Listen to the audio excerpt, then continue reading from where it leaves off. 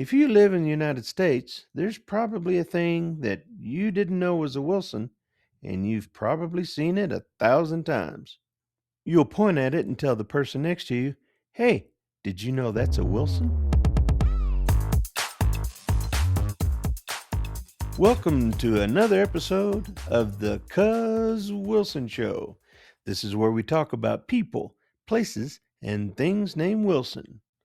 In last week's show, I told you about why I started the Cuz Wilson Show, but I left something out kind of important. And then we met an amazing international destination wedding photographer named Cortland Wilson. And then we discovered the very first person who took a photo of a snowflake was actually a Wilson, and they called him Snowflake Man. But at the end of the episode, I previewed what this week's topics were going to be about, and I ran into a technical glitch, and we're not going to be able to play that interview of the person that I wanted to. I will reschedule that with him, and we'll start over from scratch. But sometimes things happen, and especially when computers are involved. Also, in last week's episode, we talked about the Wilson's phalarope, which is a bird that might be put on the endangered species list. So instead of the episode of meeting that other Wilson, we're going to just keep talking about the Wilson's phalarope. In the place category, we're going to talk about a place that's so beautiful that Wilson's phalaropes stop over during their migrations to South America. And in the peoples category, we're going to meet the person who the Wilson's phalarope was named after. And they're all three related to each other. And I'm going to try to do that in most of my episodes, but I can't promise every episode will be that way. What did I leave out at the beginning of my last episode about why I started this podcast? What I forgot to mention is that I'm building a global community of Wilsons with local chapters to support service providers and businesses named Wilson and have fun meetups and tournaments just for Wilsons. We also sell what I call Cuz merch, or merchandise with Wilson on it, to raise money for nonprofits named Wilson and also to support this show so we don't have to have commercials. So let's get started with the show.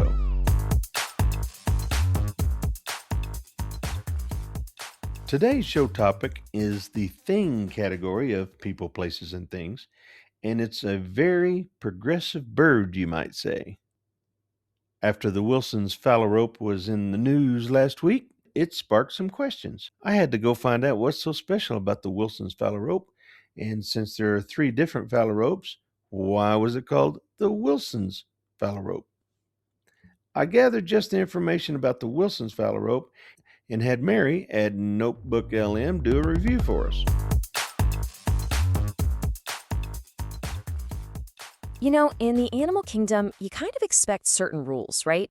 But what happens when one creature just decides to break all of them? Well, today we're diving into the world of the Wilson's phalarope, a little shorebird that completely flips the script on what it means to be a bird. Think about it. We're all used to the classic roles in nature. You've got the flashy, competitive male and the dedicated, nurturing mother. But what if I told you there's a bird out there that just throws all of that right out the window? So here it is. Meet the Wilson's phalarope. And let's just get this out of the way right now so we all sound like pros. It's pronounced phalarope. That last part is just like a rope you'd tie a knot with. Easy enough? And don't let its delicate looks fool you for a second. This bird is a total maverick, and its habits are honestly nothing short of brilliant. Okay, so the first and maybe the most shocking way the phalarope breaks the rules is in its family life. And I'm not talking about a small change here. This is a complete 180-degree flip of everything we expect from birds. Just look at this breakdown. On the left, you've got your typical bird playbook. The male, bigger, more colorful, does the chasing. Now, look at the right. With the Wilson's phalarope, every single one of those roles is completely reversed. The female is bigger and more brightly colored. She's the one who fights off other females and pursues the male. And when it's time for parenting, she lays the eggs and just leaves the male to do literally all the work. Yeah, you heard that right. And don't just take my word for it. This quote from the National Audubon Society nails it. The females are the pursuers, the ones in charge. And this competitive drive to find a mate, it definitely doesn't stop with just one. This whole system has a name. It's called polyandry. It's where one female mates with multiple males. So after she lays a clutch of eggs for one guy, her job is basically done. She leaves him to handle everything, sitting on the eggs, raising the chicks, while she immediately goes looking for a new partner. And she can repeat this with up to 4 different males in just one season. And that number 4 is so important.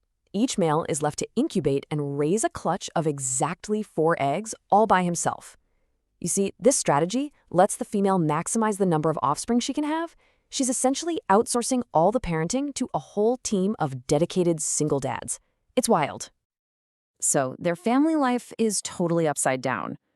But their rule-breaking tour doesn't stop there. Their way of eating is just as unique. While most shorebirds are busy poking around in the mud, the phalarope has developed a much more dramatic method. It's like a tiny feathered tornado. The phalarope spins around really fast in a tight circle, and this motion creates a little vortex in the water. This mini whirlpool acts like a natural vacuum cleaner, sucking up tiny insects and crustaceans from below and bringing them right up to the surface. It's basically a self-made food delivery system. Pretty genius, right? And what's on the menu at this spinning diner? Well, as you can see, they're specialists. They absolutely thrive in these super salty alkaline lakes that are way too harsh for most other birds. This lets them have an all-you-can-eat buffet of brine flies and brine shrimp. And this incredibly rich food source, it's the key that unlocks their entire unconventional lifestyle. This special diet also powers the third and final piece of this amazing puzzle, their migration. And believe me, this isn't your average trip south for the winter. No, this is one of the most extreme and specialized journeys in the entire bird world. They do something called a molt migration. It's so rare that only one other shorebird species is known to do it. So instead of flying straight from their breeding grounds to their wintering grounds, they make a critical pit stop.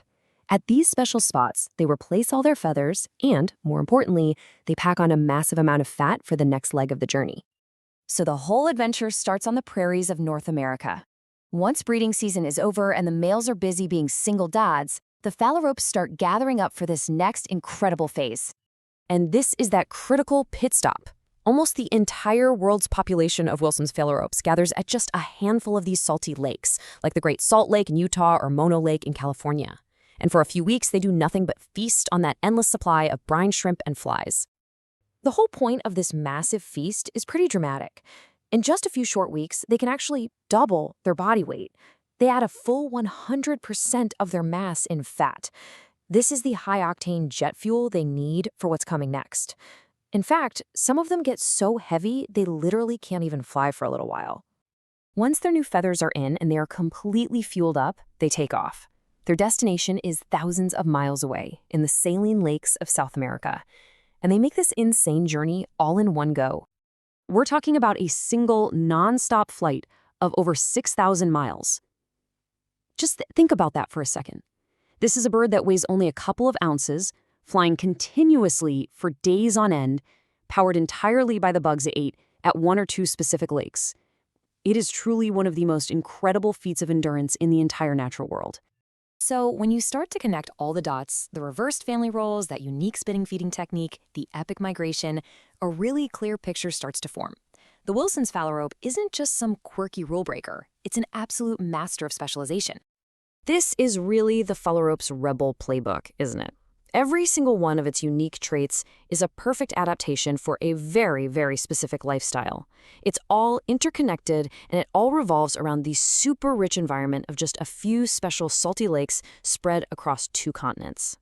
The Wilson's phalarope is just such a testament to the power of specialization. It has carved out this perfect existence by mastering a really unique and challenging environment. But that incredible success story also reveals a potential weakness. And it leads us to a final, pretty crucial question. What happens to a master specialist when its specialized world begins to change? Thank you, Mary. But I found out some information about one of the other 3 phalaropes, and that one was named after me specifically. Probably not you, but me. It's called the redneck phalarope. And no, it's not because it swims around in circles in ice chest to bring a Coors beer up to the top. It's because the redneck phalarope has a red stripe down its neck. And oh, by the way, the reason I chose that brand of beer may become clear after you listen to the places category. But seriously, who was this Wilson that the phalarope was named after? That will be in our people category. But before we go there,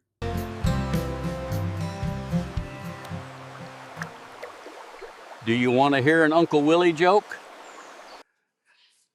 Hey, do you know what? I've been wondering a long time, how do birds begin a relationship? You ever thought about that? Well, I can tell you, I discovered how. They meet online.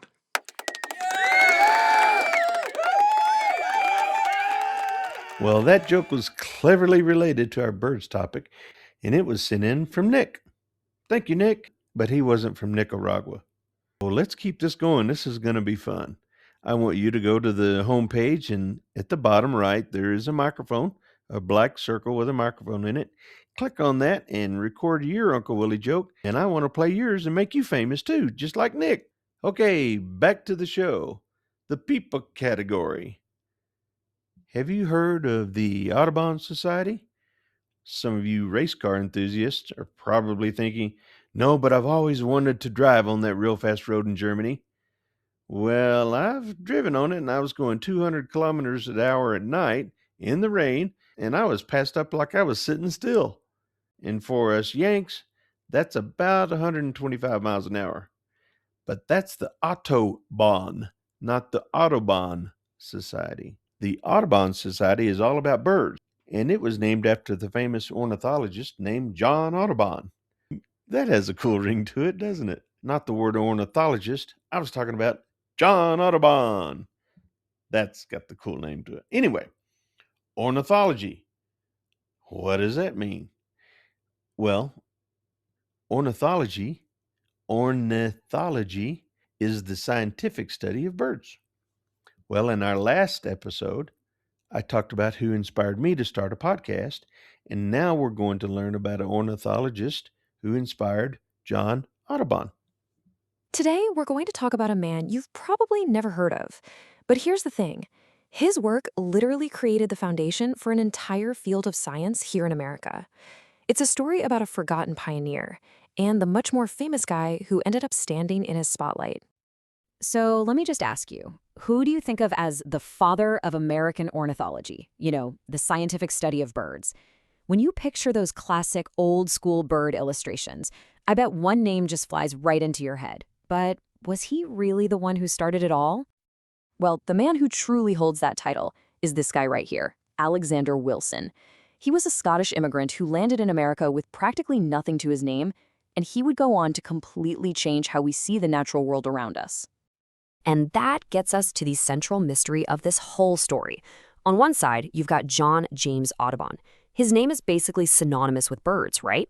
The Audubon Society is one of the biggest conservation groups on the planet. And on the other side, Alexander Wilson, the guy who did the foundational work, the guy who actually inspired Audubon, and yet he's pretty much a footnote in history.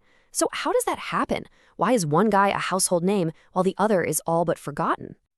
To figure that out, we've got to go all the way back to the beginning, back to a life of poverty and rebellion that ended up pushing Wilson clean across the Atlantic Ocean. Yeah, Wilson's story doesn't start in some beautiful forest. It starts in the gritty, grimy mills of industrial Scotland. He was a weaver by trade, but at heart, he was a poet, a bit of a troublemaker.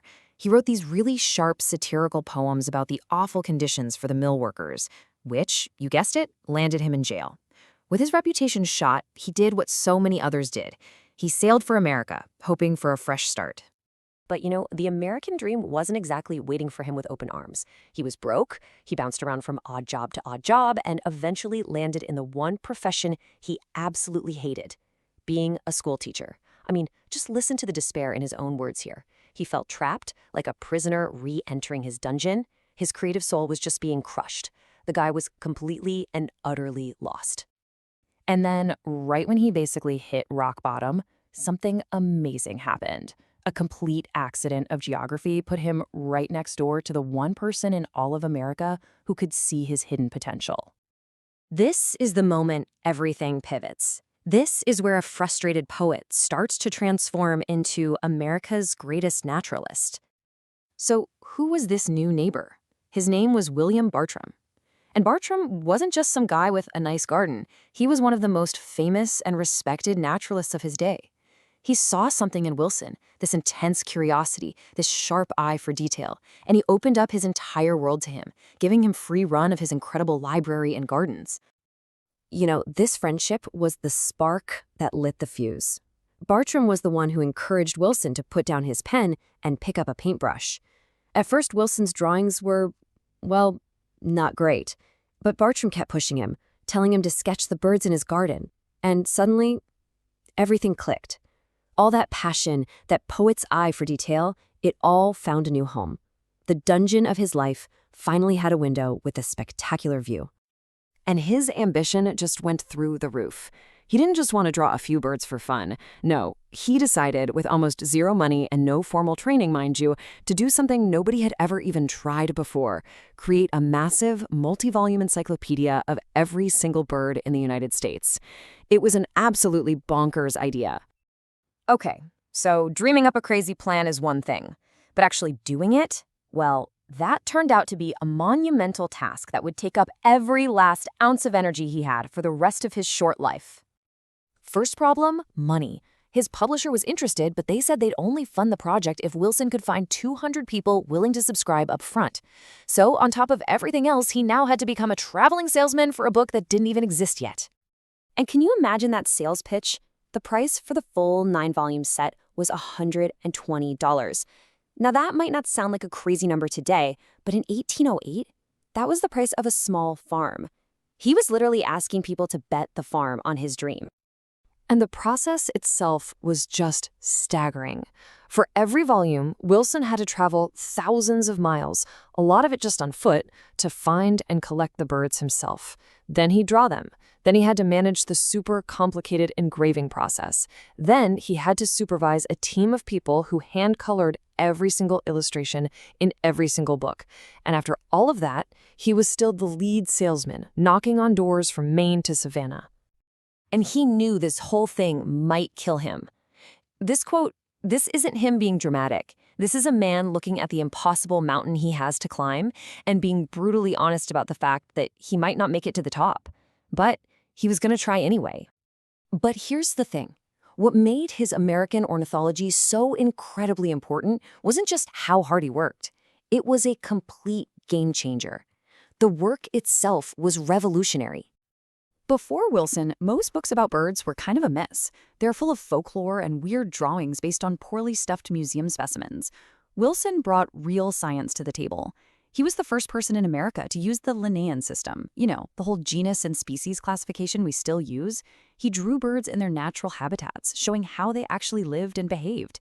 And maybe most important of all, he trusted what he saw with his own 2 eyes out in the field, and he corrected a ton of mistakes made by famous European scientists who'd never even been to America. And his work led to real, tangible discoveries. Through all his travels, he formally described and illustrated 26 species of birds that were completely new to science. 26! He wasn't just cataloging what people already knew, he was literally expanding the boundaries of human knowledge. And all of this brings us full circle, right back to where we started. It brings us back to his legacy, and to that other famous artist who would eventually steal his thunder. So, picture this. It's 1810. Wilson is on another one of his grueling sales trips, floating down the Ohio River in a tiny little rowboat he called the Ornithologist. He's got his precious sample volume with him, and he's stopping in every little town he can find, trying to drum up business. He gets to Louisville, Kentucky, walks into a small shop, and shows his life's work to the young man running the place.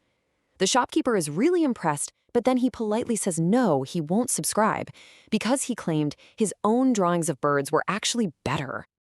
That shopkeeper's name was John James Audubon. At that moment, Audubon was a nobody.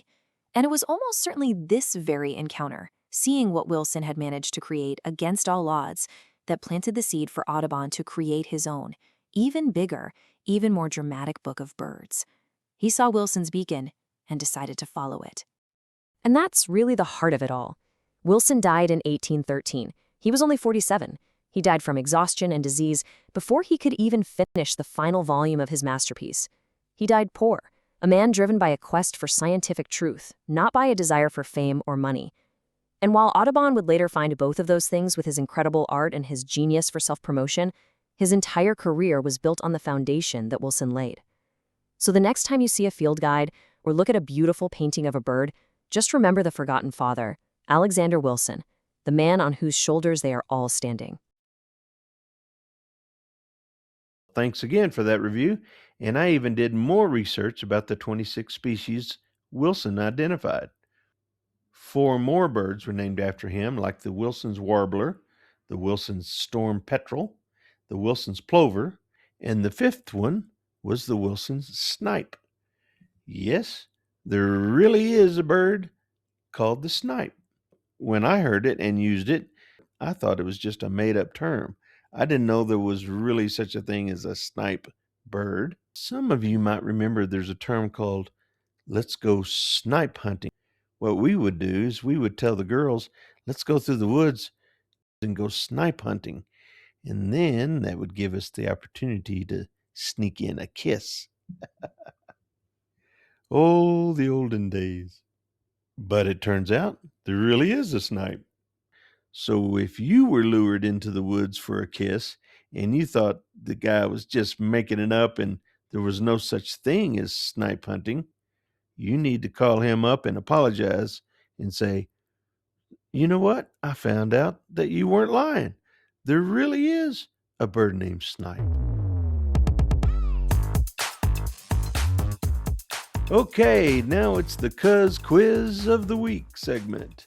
Last week's question: how many people in the U.S. have Wilson as their first name? And I gave you a bunch of hints. And those hints are very interesting in their own right. But the answer is 44,451 people have Wilson as their first name or their forename. Now, on a side note, how many people in America have their last name as Wilson? And that is 973,757, or basically just shy of 1,000,000 people have Wilson in their last name.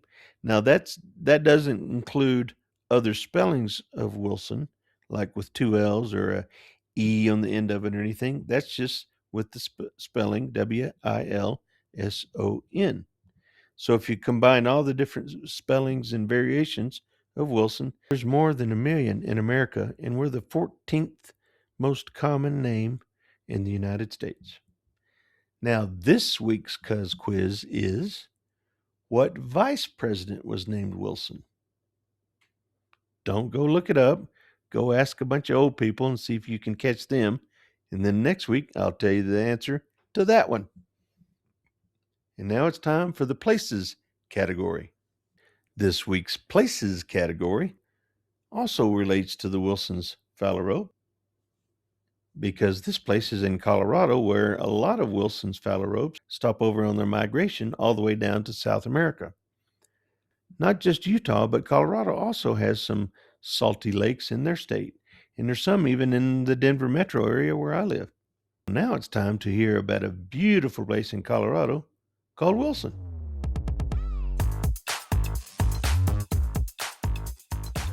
All right, let's talk about something you've probably seen 100 times and never really thought about. A Coors Light can. Turns out there's a pretty incredible piece of American history hiding in plain sight right there on the label. I mean, have you ever really, truly looked at it and wondered, you see those snowy peaks, and it's easy to just think, yeah, mountains, cool. But is it a real place or just some generic marketing graphic? Oh, it is absolutely real. And its story is so much bigger than just beer. It connects us to this wild era of American exploration, of mapping the West, of science, adventure, and ambition. All of it kind of distilled right there onto that can. So first things first, let's get properly introduced to the star of the show here, the mountain itself, and of course, the guy it was named after.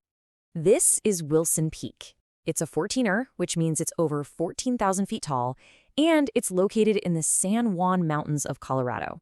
And get this, long before it was called Wilson Peak, the native Ute tribe knew it as Shandoka. That translates to storm maker, which is just an awesome name. They knew that when clouds started gathering around that specific summit, a storm was probably brewing. So where does the modern name come from? A guy named A.D. Wilson. He was a topographer, basically a super specialized map maker, who was part of something called the Hayden Survey way back in the 1870s. And that survey, well, that's where the story really gets interesting. To really get what A.D. Wilson was doing out there, you kind of have to zoom out and understand the massive, almost impossible project he was a part of. We're talking about a time when huge chunks of America were still just blank spaces on the map. So after the Civil War, the U.S. government launched these 4 great surveys to finally go out and map the West. It was a huge deal. And the Hayden Survey, the one Wilson was on, was assigned to figure out the crazy geography of Colorado. This was more than just drawing maps. It was about truly understanding the country. And the men who led these expeditions were absolute characters. Take Wilson's boss, Ferdinand Hayden. The local tribes had a nickname for him, "He who picks up stones while running." I mean, that just perfectly captures the intense, nonstop energy of these guys, pushing into the wilderness. And let's be clear, their job was brutal. These weren't cushy office gigs. They were basically the first real mountaineers in the Rockies. But they weren't climbing for fun. They were hauling all this heavy, fragile scientific gear up unmapped, treacherous mountainsides, facing down insane weather, and pretty much inventing climbing techniques on the fly, all just to get the data they needed to make the first accurate maps. But here's the kicker. These maps they were making weren't just for science class. They had immediate, explosive consequences that would completely change the future of the entire region. See, while they were mapping the terrain, the surveyors were also taking notes on the geology. And their reports mentioned finding rich mineral deposits, gold, silver, you name it. The second those reports were published, it was like a starting gun went off. A massive wave of prospectors flooded into the San Juan Mountains, all hoping to strike it rich. And the population boom was just staggering. Tiny camps turned into bustling towns almost overnight.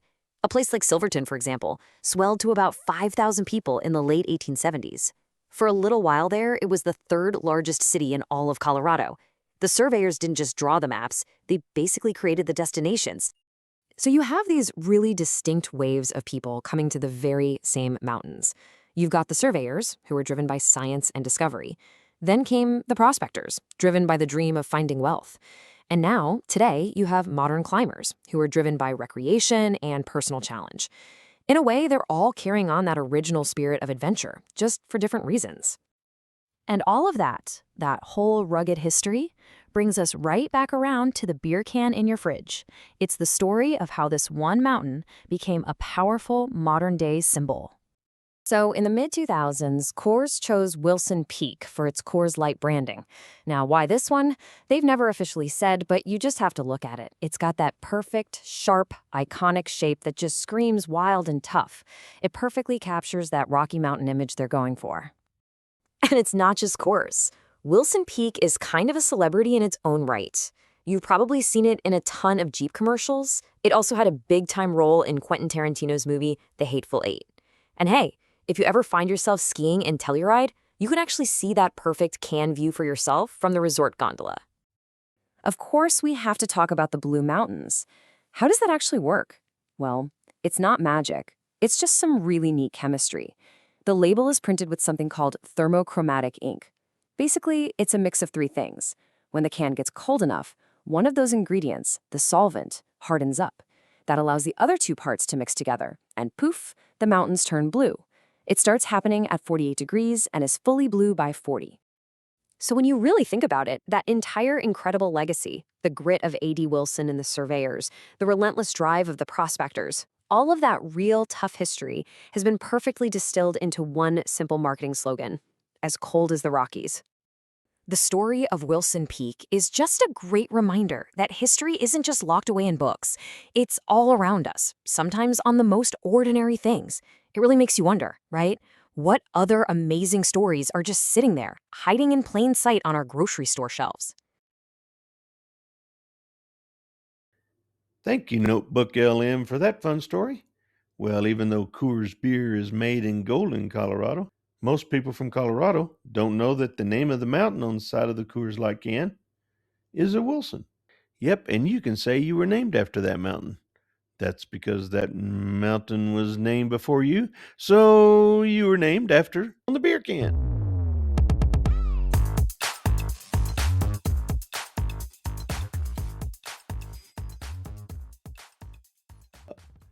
In our last episode, I asked you for the More segment to email photos of places named Wilson for our Places page under the More menu link at the top of the page.